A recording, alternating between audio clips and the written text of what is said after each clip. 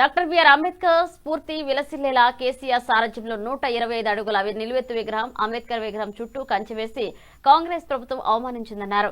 రాజ్యాంగ నిర్మాత బిఆర్ అంబేద్కర్ కి నివాళులర్పించిన మాజీ మంత్రివర్యులు సింగిరెడ్డి నిరంజన్ రెడ్డి బిఆర్ అంబేద్కర్ 135వ జయంతి సందర్భంగా గౌరవ మాజీ మంత్రివర్యులు సింగిరెడ్డి నిరంజన్ రెడ్డి బీఆర్ఎస్ శ్రేణులతో కలిసి ఘనంగా నివాళులర్పించారు. ఈ సందర్భంగా ఆయన మాట్లాడుతూ నవభారత రాజ్యాంగ నిర్మాత అణగారిన వర్గాల హక్కుల కోసం ఆధునిక భారతదేశం కోసం అలుపెరుగని పోరాటం చేసిన ఆర్థికవేత్త రాజకీయవేత్త భారత రత్న బిఆర్ అంబేద్కర్ అని కొనియాడారు. ఇక బిఆర్ అంబేద్కర్ రాజ్యాంగంలోని ఆర్టికల్ 3 వల్ల చిన్న రాష్ట్రాల మార్గము సుముఖమైందని నిరంజన్ రెడ్డి అన్నారు.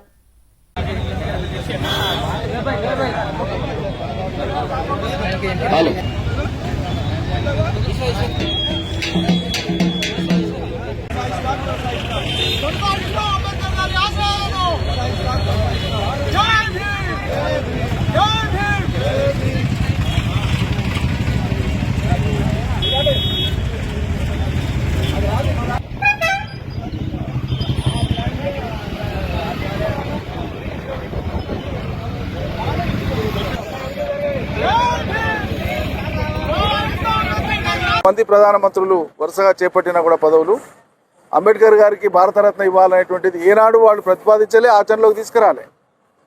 కాంగ్రెస్ ఏతర ప్రభుత్వం ఏర్పడినాక విపి సింగ్ గారి నేతృత్వంలో ప్రభుత్వం ఏర్పడినాకనే భారతరత్నను అంబేద్కర్ గారికి ఇవ్వడం జరిగింది. కాబట్టి ఆనాటి నుంచి ఇప్పటి వరకు కూడా ఇవాళ దేశానికి ఒక గొప్ప స్ఫూర్తిదాయకమైనటువంటి విగ్రహాన్ని పెట్టి తెలంగాణ రాష్ట్రంలో పక్కలే గొప్ప సచివాలయం కట్టి దానికి అంబేద్కర్ రాష్ట్ర సచివాలయం అని చెప్పి ఈ రాష్ట్ర ప్రజాస్వామ్య సౌధాన్ని ఏర్పాటు చేస్తే అందులో కూర్చొని పక్కలు ఉండేటువంటి అంబేద్కర్ విగ్రహానికి ఆంక్షలు పెట్టినటువంటి సర్కారు ఇంతకంటే తెలివి తక్కువ సర్కారు ఏదైనా ఉంటుందా? కేసీఆర్ ప్రభుత్వం మీద, కేసీఆర్ నాయకత్వం మీద, కేసీఆర్ మీద ఉండేటువంటి కోపం, కక్షను అంబేద్కర్ను ప్రజలకు దూరం చేసేటువంటి సంకుచితత్వంతో ఆలోచిస్తుందా కాంగ్రెస్ సర్కార్? ఇంతకు మించిన మూర్ఖత్వం ఉండదు.